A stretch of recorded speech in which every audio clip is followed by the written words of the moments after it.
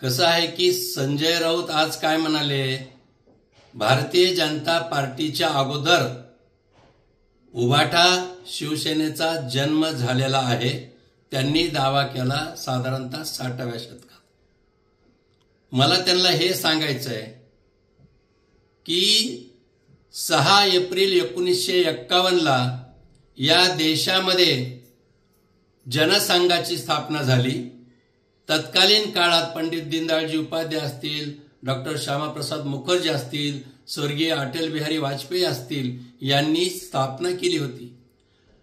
तो जनसंघ म्हणजे आज जगाच्या पाठीवर सर्वाधिक सदस्य संख्या असलेला कोणता पक्ष आहे, तो भारतीय जनता पार्टी. तुमच्या अगोदर 10 वर्ष आधी भाजपाची स्थापना झालेली. तुम्ही तर जन्मालाच आला नव्हतात. याचाच अर्थ असा आहे की संजय राऊत यांच्या जन्माच्या अगोदर भारतीय जनता पार्टी जनसंघ विचाराचा पक्ष स्थापन झालेला आहे.